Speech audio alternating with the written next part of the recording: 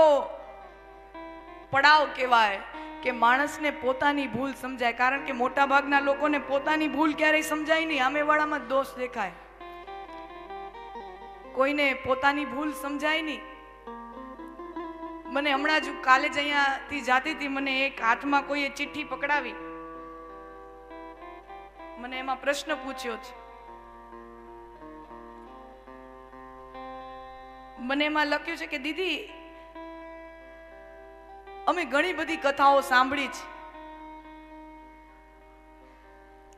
પણ અમે હતા એવા ને એવા, અમારામાં કઈ ફેર આવતો નથી. અમે હતા ને એવા છીએ. એટલે એમને બહુ સ્વાભાવિક રીતે બહુ સરસ પ્રશ્ન મને ચિઠ્ઠીમાં લખીને આપ્યો. જતી હતી ને હાથમાં મને કોઈ પકડાવતું ગયું. તો અમારે શું ન સાંભળવી જોઈએ કથા? કારણ કે અમારા દુરાચાર ઘટતા તો છે નહીં, આટલી બધી કથાઓ સાંભળી.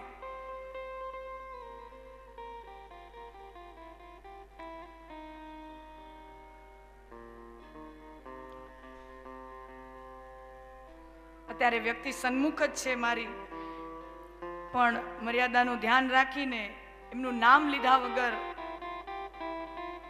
ચર્ચા કરીએ. એકદમ ફ્રેશ, રિલેક્સ થઈને સાંભળજો. અપી ચેતસુ દુરાચારો ભજતે મામ અન્ય ભાગ સાધુ રેવસ મંતવ્ય. ભગવાન કહે છે ગીતામાં, કૃષ્ણ ભગવાનના શબ્દો છે કે દુરાચારીમાં દુરાચારી માણસ પણ જો અનન્ય ભાવથી મારું ભજન કરે, અનન્ય ભાવથી મારા શરણે આવે તો એ સાધુ સમાન જ છે. અર્જુન, ભગવાનના શબ્દો છે.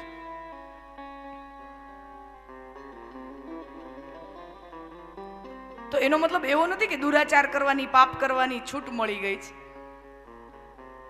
એનો મતલબ એવો નથી. પણ આ તો ગજબનું સ્ટેટમેન્ટ થઈ ગયું ગીતામાં. એકદમ કોન્ટ્રોવર્શિયલ સ્ટેટમેન્ટ કહેવાય આ તો, કે દુરાચારીમાં દુરાચારી, પાપીમાં પાપી માણસ પણ અનન્ય ભાવથી મારા શરણે આવે તો એ સાધુ સમાન જ છે. તો આને સમજવું કેવી રીતે? એનો મતલબ શું આપણને છૂટ મળી ગઈ છે દુરાચાર કરવાની, પાપ કરવાની? તો હું એમને કહેવા માંગુ છું કે તમે એટલું સ્વીકાર તો કરો છો, તમને તમારા પોતાના અંદર જે ગુણ દોષ રહેલા છે, તમને પોતે તો એ સ્વીકાર તો કરો છો કે અમારી અંદર આટલા દોષો રહેલા છે. ઘણા મોટા ભાગના લોકો તો એ સ્વીકાર પણ ન કરે કે અમારામાં આટલા દોષો છે. તમે સ્વીકાર તો કરો છો કે અમારી અંદર આ દોષ છે. કૃપા ભઈ તબ જાનીએ જબ દિખે અપને દોષ. ગોપીઓને પોતાના દોષ દેખાય, એટલે આ મને થયું વાત જોડી લો. આપણને આપણા દોષ દેખાય ને તો ઈશ્વરની અનહદ કૃપા આપણા ઉપર હોય ને ત્યારે જ આપણને આપણી ભૂલ દેખાય. બાકી આપણને ક્યારે આપણી ભૂલ ન દેખાય.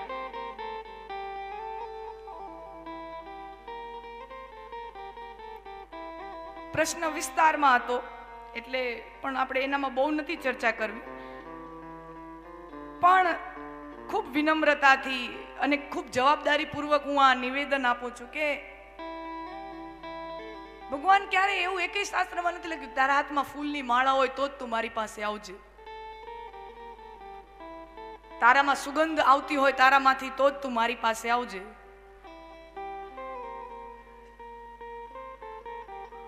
તમે વ્યસન કરો છો, આ બધી અમુક ટેવો છે, પણ છતાંય કથા તો સાંભળો છો. તમારી ગતિ તો ભાગવતની તરફ છે, તમારું મોઢું તો ભાગવતની તરફ છે, તમારી ગતિ તો એક શુદ્ધ વિચારો તરફ તમે પગલા તો માંડ્યા છે.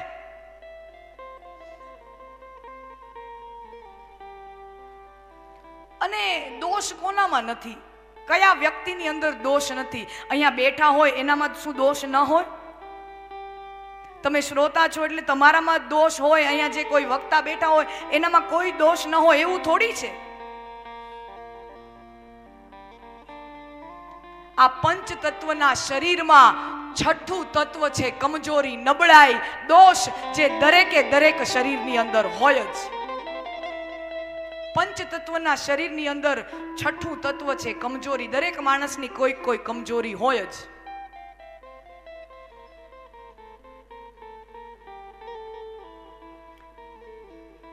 પણ છતાંય તમારા સ્વભાવની અંદર તમને જો હું મારી જાતને એમાં જ જોડીને રાખું છું. આપણને એમ લાગે કે આપણે આમ ઈર્ષાનો સ્વભાવ છે, કોઈ આગળ વિકાસ કરતું હોય જોવાતું નથી, આમ ખટપટ પ્રપંચ કરવાનું મન થાય, કોકને કાપવાનું મન થાય, કોક આગળ વધતું હોય ને રોકવાનું મન થાય, બળતરા થાય કોક આગળ વધી જતો હોય તો, અથવા તો અમુક નાના મોટા પ્રમાણમાં જે વ્યસનો જે પણ પ્રકારની કોઈ પણ ખરાબી હોય, કારણ વગરની અભદ્ર ભાષાઓનો પ્રયોગ કરી નાખતા હોય, ગુસ્સો કરી નાખતા હોય, જે પણ પ્રકારના ગુણ આપણે દોષોની વાતો કરીએ, પણ તમારું મુખ તો આ ભાગવત કથા તરફ છે.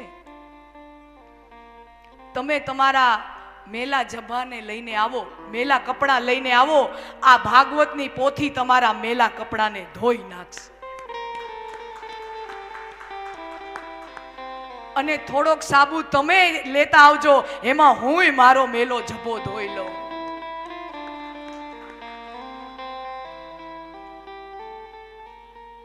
કોઈ ડોક્ટર એવું તમને કે તને જો કેન્સર હોય તો મારા દવાખાનાના પગથિયે ન ચડતો, તને જો શરદી તાવ હોય તો મારા ક્લિનિકમાં ન આવતો. કોઈ ડોક્ટર તમને એવું કે? અરે એને આવવાની એટલા માટે તો જરૂર છે કારણ કે એ બીમાર છે, રોગી છે. આ ભાગવતની પોથી એમ નથી કહેતી કે તમારામાં આવા દોષ હોય, આવા વ્યસન હોય, આવા દોષ હોય તો તમે અહીંયા કદમ ન મૂકતા. તમે આવો, આ આપણને ધોઈ નાખશે. તમે આવો, આ મનને, તમારા મનને ધીમે ધીમે વિશુદ્ધ કરી નાખશે. કોઈ ડોક્ટર એમ ન કે તમે બીમાર હો તો અહીંયા આવતા નહીં. અને હું તો તમને કહું, તમે જો સંપૂર્ણ રીતે નિર્વિકાર થઈ જાઓ અને સંપૂર્ણ રીતે સત્વગુણી થઈ જાઓ ને, તો તમારે કથા સાંભળવાની જરૂર જ નથી, છૂટ છે. ન સાંભળો.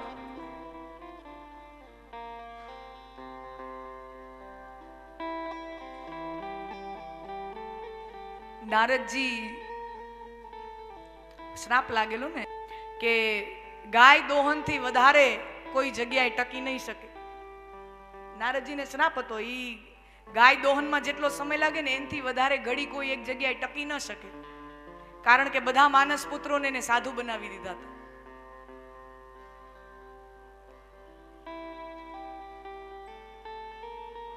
પણ એક વખત નારદજી હિમાલયમાં ગયા અને હિમાલયમાં બેઠા અને હિમાલયના વાતાવરણની અંદર એમને સમાધિ લાગી ગઈ. એનું ચિત્ત ભગવાનના સમાધિમાં ચોંટી ગયું, ધ્યાન લાગી ગયું. શ્રાપ હતો પણ છતાં શ્રાપની અસર ન થઈ અને સમાધિ લાગી ગઈ.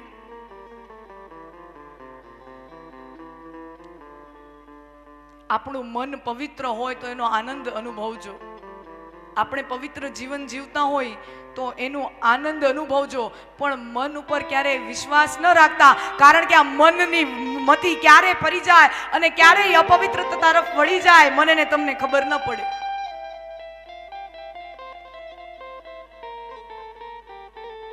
તો નારદજીની સમાધિ ભંગ કરવા ઇન્દ્ર પોતાના અપ્સરા ડિપાર્ટમેન્ટમાં ગયો. રંભા, મેનકા, કામદેવ, ગો સમાધિ ભંગ કરો. કામદેવ આવ્યા, અપ્સરાઓએ નાચગાન કર્યું, પણ નારદજીની સમાધિ ભંગ ન થઈ. અને પછી તો કામદેવ પોતાના હથિયાર હેઠા મૂકી દીધા કે મેં મહાદેવ જેવા મહાદેવની સમાધિ ભંગ કરી નાખી, પણ નારદજીની સમાધિ ભંગ ન કરી શક્યો. એટલે એના પગે પડી ગયા. અને જેવા કામદેવ નારદજીના પગે પડ્યા, એમાં નારદની અંદર અભિમાન આવ્યું કે જોયું, હું કામ વિજય. મહાદેવની સમાધિ લોકો ભંગ કરી શકે, મારી સમાધિ કામદેવ ભંગ ન કરી શકે.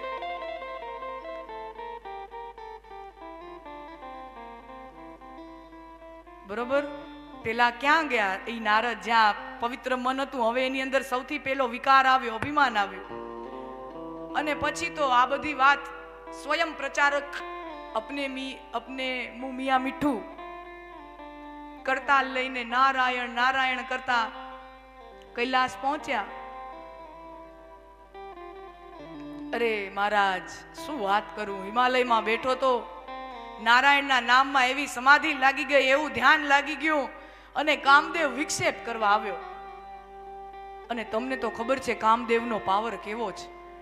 તમને નથી મૂક્યા, વિચાર તો કરો. શંકર ભગવાનની મેણું મારવા જાય. તમારી સમાધિએ ભંગ કરી, પણ મારો વાળે વાંકો ન કરીએ, કો આપણે કામ વિજય. તો મહાદેવ કે ભાઈ તમારી વાત થાય, અમે તો સંસારી માણસો છીએ, અમને કામના વિક્ષેપ કરે. તમે તો બ્રહ્મચારી છો, વિરક્ત મહાત્મા છો, કામદેવ તમારું શું બગાડી શકે? પછી શંકર ભગવાને કીધું આ બધું મને કીધું એ ઠીક છે, પણ તમે વિષ્ણુ ભગવાન પાસે આ જઈને આ વાત ન કરતા. એટલે નારદજીએ અવળું લીધું કે શંકર ભગવાન કરતા હું મહાન, અને આ વાત હું વિષ્ણુ ભગવાનને કહું એ શંકર ભગવાનથી જોવાતું નથી, એટલે આવું કહે છે. એટલે જે ન કરવાનું કીધું એને પહેલા કર્યું. નારાયણ નારાયણ કરતા વૈકુંઠ આવ્યા, અને વિષ્ણુ ભગવાન સમજી ગયા કે આ ભાઈ પોતાનો પ્રચાર કરવા, વખાણ કરવા આવ્યો છે. અને એટલે વિષ્ણુ ભગવાને સામેથી પૂછ્યું, બોલો બોલો નારદજી, આ બાજુ ભૂલા કેમ પડ્યા? તો કે શું કરું સાહેબ, આટલા ટાઈમથી જુઓ ને હિમાલયમાં સમાધિ લગાવીને બેઠો તો કામદેવ આપણો વાણ વાકો ન કરી શક્યો. એમ તમે તો જીતેન્દ્રિય કહેવાઓ. સારું સારું, થોડાક દી અહીંયા વૈકુંઠમાં જ વાસ કરીને જાઓ, થોડીક દી અહીંયા આરામ કરો. આ તમે સમાધિ બધું કરીને આવ્યા છો, થોડાક દી અહીંયા જ આરામ કરો. અને પછી વિષ્ણુ ભગવાને મોહિની સ્વરૂપ ધારણ કર્યું, અને એની અંદર નારદજીનું મન મોહી ગયું. એટલે એની અંદર કામના જાગી, અને મોહિની એને મળ્યા નહીં, પ્રાપ્ત ન થઈ. એટલે જે કામના જાગે અને એ પ્રાપ્ત ન થાય એટલે ક્રોધ જાગે, પછી દ્વેષ જાગે.